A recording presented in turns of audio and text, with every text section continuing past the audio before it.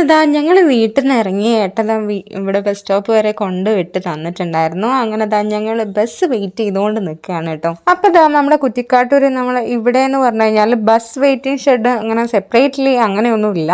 അപ്പോൾ നമ്മുടെ ഇവിടെ കംപ്ലീറ്റ്ലി ഫർണിച്ചർ കടകളാണല്ലോ. അപ്പോൾ അവിടെ നമ്മളെ സെറ്റീസൊക്കെ ഉണ്ടാവുമല്ലോ, അതായത് സോഫ സെറ്റിൻ്റെ അങ്ങനത്തെ കുറച്ച് ഇരിക്കുന്ന കസേരകൾ അങ്ങനെയൊക്കെ ഉണ്ടായിരുന്നു. അപ്പം നമ്മൾ അവിടെ ഇരുന്ന് അഡ്ജസ്റ്റ് ചെയ്ത് ബസ്സിന് വെയിറ്റ് ചെയ്തു. അങ്ങനെ ബസ്സൊക്കെ വന്നപ്പോൾ ഒരു ചേച്ചി ഞങ്ങൾ വരുന്ന കണ്ടപ്പോൾ എണീറ്റ് തന്നു കേട്ടോ. അപ്പോൾ ഇപ്പോൾ അങ്ങനത്തെ ആൾക്കാർ വളരെ കുറവാണ്. എണീറ്റ് തരിക എന്നുള്ളത് ആൾക്കാർ ചെയ്യുന്ന കാര്യമല്ല. പിന്നെ പ്രത്യേകിച്ച് ഇവൻ കൈക്കുഞ്ഞല്ലല്ലോ അപ്പം പ്രത്യേകിച്ച് എണീറ്റ് തരില്ലല്ലോ. പക്ഷെ ആ ചേച്ചി ഞാൻ പറഞ്ഞു ഇരുന്നോ ചേച്ചി കുഴപ്പമില്ല എന്ന് പറഞ്ഞിട്ടും ആ ചേച്ചി സമ്മതിച്ചില്ല, എണീറ്റ് തന്നു. അങ്ങനെ ഞങ്ങൾ ഇവിടെ പെരുമ്പറമ്പ് ബസ്സൊക്കെ ഇറങ്ങി വീട്ടിലേക്ക് നടന്നുകൊണ്ടിരിക്കുകയാണ് കേട്ടോ.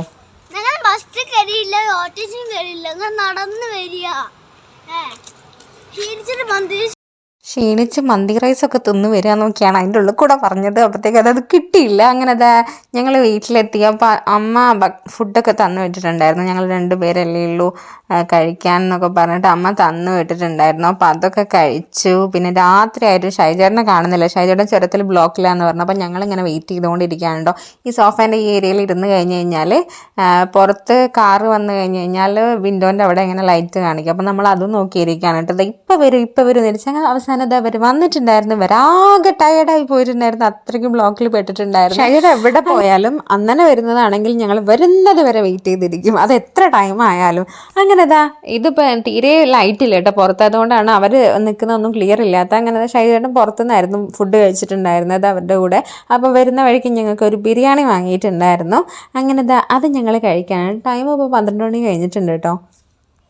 ഷൈജേട്ടൻ ഫ്രഷ് ആവാൻ വേണ്ടി പോയതാണ്. അപ്പോഴത്തേക്കും ഞങ്ങൾ ഫുഡൊക്കെ കഴിച്ചുകൊണ്ടിരിക്കുക. അത് കഴിഞ്ഞിട്ട് മേലെ കയറിയിട്ടും ആൾക്ക് ഉറക്കമൊന്നുമില്ല. കിടന്നോന്ന് പറഞ്ഞിട്ട് ആൾ ഉറങ്ങുന്നൊന്നുമില്ല. ഡ്രസ്സിൻ്റെ മേലെ ഒരു ഡ്രസ്സും കൂടി ഇട്ടിട്ട് അതിൻ്റെ മേലെ ഷൈജേട്ടൻ്റെ ടീഷർട്ടും പിന്നെ സോക്സൊക്കെ ഇട്ടിട്ട് ഡാൻസ് കളിച്ചുകൊണ്ടിരിക്കുകയായിരുന്നു. ഞാൻ പറഞ്ഞു ഉറങ്ങണ്ടേ എന്ന് ചോദിച്ചപ്പോൾ ഉറങ്ങമ്മ, നാളെ സ്കൂളിൽ പോകണ്ടല്ലോ. ഞാൻ പറഞ്ഞു സ്കൂളുണ്ട് നാളെ, സ്കൂളിൽ പോകണ്ടല്ലോ എന്ന് എന്താ നീ പറയുന്നത്, സ്കൂളിൽ പോകണം നാളെ, സ്കൂളുണ്ട് എന്ന് പറഞ്ഞു.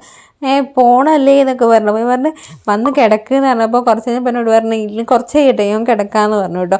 പിന്നെ പൗഡറിൻ്റെ ഇന്നൊക്കെ ഇട്ടിട്ട് പാട്ട് പാടുന്നവരൊക്കെ കളിക്കുന്നുണ്ടായിരുന്നു. പിന്നെ എന്നെ വലിച്ചുകൊണ്ട് ഒരുപാട് ഡാൻസ് കളി എന്നെ കറക്കി കൊണ്ടുപോകാന്ന് പറഞ്ഞു. അപ്പോൾ ഞാൻ പറഞ്ഞു കറക്കാനോ എന്ന് പറഞ്ഞു. അങ്ങനെ കുറച്ച് നേരം അങ്ങനെ കളിച്ച് ഞാൻ പറഞ്ഞു നീ ഉറങ്ങിക്കോ സമയമായി എന്നൊക്കെ പറഞ്ഞു. കുറേ നേരം പറഞ്ഞതിന് ശേഷമാണ് ആളൊന്ന് വന്ന് കിടന്നത്. കൂടെ പാട്ടൊക്കെ പാടുന്നുണ്ട്. പക്ഷെ ഞാൻ പാട്ടൊന്നും ഇതിലിടുന്നില്ല, കാരണം നിങ്ങൾക്ക് മനസ്സിലാവില്ല ഏത് പാട്ടിൻ്റെ ഏത് ലിറിക്സാന്ന് പോലും മനസ്സിലാവില്ല. ട്യൂണതുണ്ട് പക്ഷേ ലിറിക്സ് ഒക്കെ ഡിഫറെൻ്റ് ആണ്, അവൻ ഉണ്ടാക്കിയെടുക്കുന്നതാണ്. അപ്പോൾ ഓക്കെ ബൈ.